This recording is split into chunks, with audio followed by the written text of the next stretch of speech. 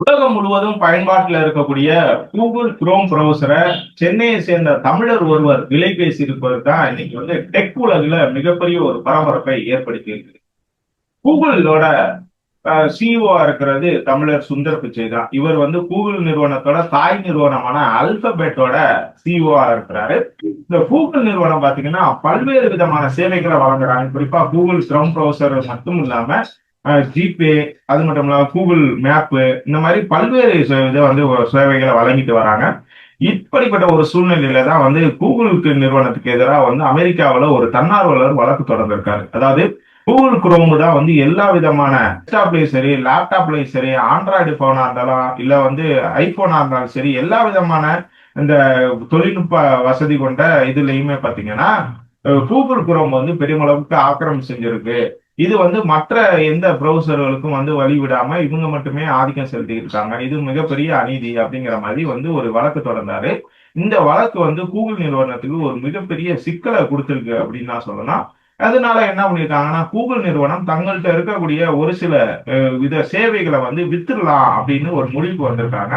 இப்படிப்பட்ட ஒரு சூழ்நிலையில தான் கூகுள் குரோம விற்பனை செய்யறதா இருந்தா என்கிட்ட கொடுத்துருங்க அப்படின்னு சொல்லிட்டு அரவிந்த் ஸ்ரீனிவாஸ் அப்படிங்கிறவரு பேசியிருக்காரு. இதுதான் இன்னைக்கு டெக் உலகுல மிகப்பெரிய ஒரு பேசு பொருளா மாறி இருக்குது. அதாவது கூகுள் குரோம அவர் 34.5 பில்லியன் அமெரிக்க டாலருக்கு கேட்டிருக்காரு. இது இந்திய மதிப்புல எவ்வளவுன்னு பாத்தீங்கன்னா 3,02,152 கோடி. இந்த சரி, சுந்தர் பிச்சை கூகுள் நிறுவனத்தோட சிஇஓவா இருக்காரு. இந்த அரவிந்த் சீனிவாசன் யாரு? இவ்வளவு தொகை அவர்கிட்ட இருக்குமா? அவர் எப்படி விலை பேசியிருக்காரு அப்படிங்கிற ஒரு இது ஒரு சந்தேகம் எல்லாருக்குமே எழுந்திருக்கு. அது மட்டும் இல்லாம இவரோட பின்னணி என்ன அப்படிங்கிறது நிறைய பேர் தேட ஆரம்பிச்சிருக்காங்க.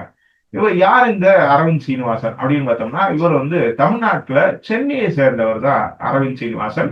இவருக்கு வயசு 30. இப்போது ஏஐ உலகில முக்கிய பங்காற்றிக்கிட்டு வரார். அதாவது இன்னைக்கு நாடு உலகம் முழுவதும் ஏஐயோட பயன்பாடு அதிகரிச்சிருக்குது. இப்படிப்பட்ட ஒரு சூழ்நிலையில இவர் என்னன்னா பெர்ப்ளெக்சிட்டி ஏஐ அப்படிங்கிற ஒரு நிறுவனத்தோட சிஇஓவா இருக்கிறாரு. இந்த அரவிந்த் சீனிவாஸ் சென்னையில ஐஐடில எலக்ட்ரிக்கல் இன்ஜினியரிங்ல பிடெக் படிச்சவரு.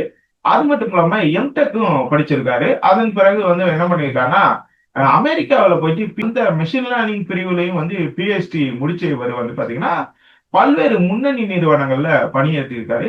இன்னைக்கு உலகம் முழுவதும் பெருமளவுக்கு கோல் வச்சுக்கிட்டு இருக்கிற இந்த சாட்ஜிபிடி நிறுவனம் இருக்கு இல்லையா, அந்த சாட்ஜிபிடியை உருவாக்கின ஓபன் ஏஐ நிறுவனத்தோட என்ன பண்ணியிருக்காருன்னா இவரு ஒரு பணியாற்றி இருக்காரு. அது மட்டும் இல்லாம அந்த கூகுள் நிறுவனத்துல எந்த நிறுவனத்தோட குரோமை இப்ப விலை பேசுறாரோ அதே இந்த கூகுள் நிறுவனத்துல இவர் என்ன பண்றாரு, கூகுள் பிரெயின் அப்படிங்கிற ஒரு செயற்கை நுண்ணறிவை உருவாக்குறதுலயும் முக்கிய பங்காற்றி இருக்காரு.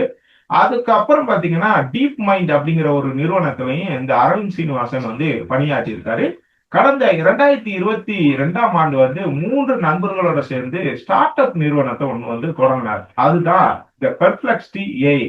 ஏன்னா ஏஐயோட பயன்பாடு வருங்காலங்கத்துல இன்னும் அதிகமா இருக்கும். இது உலகம் முழுவதும் ஆக்கிரமிப்பு செய்யும் அப்படிங்கிறத முன்னுக்கூட்டியே உணர்ந்து அவர் என்ன பண்ணியிருக்காருன்னா 3 நண்பர்களோட சேர்ந்து இந்த பெர்ப்ளெக்சிட்டி ஏஐ அப்படிங்கிற நிறுவனத்தை தொடங்கியிருக்காரு. இந்த இந்த பெர்ப்ளெக்சிட்டி ஏஐ நிறுவனம் உலகம் முழுவதும் இன்னைக்கு ஒரு மிகப்பெரிய ஒரு கவனத்தை பெற்றிருக்குது.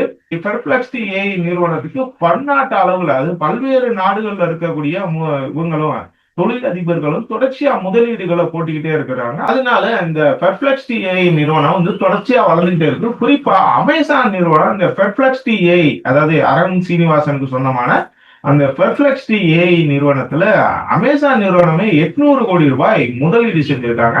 அந்த அளவுக்கு ஒரு பிரபலமான ஒரு நிறுவனமா பெர்ப்ளெக்சிட்டி ஏஐ வளர்ந்துகிட்டு இருக்குது.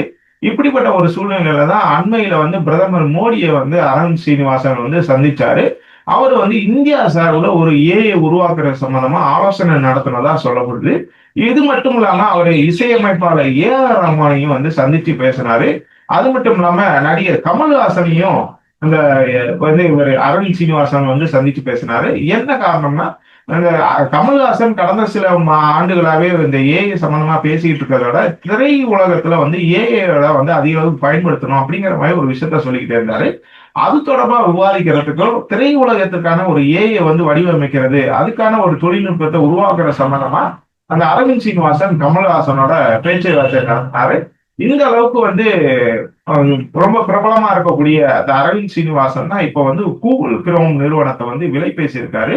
ஆனா அவர் விலை பேசியிருக்கிறது பாத்தீங்கன்னா 3,02,352 கோடி அப்படி இருக்கும்போது அவருக்கு அவ்வளவு பணம் இருக்குதா? அதாவது அவர் நடத்தக்கூடிய இந்த பெர்ப்ளெக்சிட்டி ஏஐ நிறுவனம் கிட்ட அவ்வளவு பணம் இருக்கான்னு பார்த்தா இல்ல. அவரோட நிறுவனத்தோட மொத்த மதிப்பு 20 பில்லியன் அமெரிக்க டாலருக்கு குறைவுதான். ஆனா கூகுள் குரோம வந்து அவர் விலை பேசியிருக்கிறது எவ்வளவுன்னு பாத்தீங்கன்னா 34,5 பில்லியன் அமெரிக்க டாலருக்கு விலை பேசியிருக்காரு. அப்ப எதுக்கு அவர் வந்து இப்படி பேசியிருக்காரு? அவருக்கு அவ்வளவு பணமே இல்லை. அப்படி இருக்கும்போது கூகுள் நிறுவனத்தோட கூகுள் குரோம வந்து அவர் விலை பேசுனதுக்கான அர்த்தம் என்ன? அவர் வந்து எப்படி வாங்க முடியும் அப்படிங்கிற ஒரு கேள்வி எழுந்திருக்குது.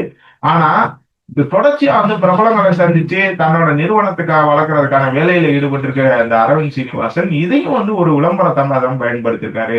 குரல் குருவனா கண்டிப்பா வந்து குருவம் விற்க மாட்டாங்க அப்படின்னு தெரிஞ்சிருந்தாலும் என் வித்தா என்கிட்ட கொடுங்க அப்படின்னு சொல்றது மூலமா உலகம் முழுவதும் அவர் மேல வந்து இப்ப புகழ் வெளிச்சம் விழுந்திருக்கு இல்லையா? இதை இப்ப இது ஒரு உருவாக்குறதுக்கு தான் அவர் இந்த மாதிரியான ஒரு அறிவிப்பை வெளியிட்டார் அப்படின்னு சொல்லப்படுது. இந்த விவகாரத்துல நீங்க என்ன நினைக்கிறீங்க? கமெண்ட்ல சொல்லுங்க.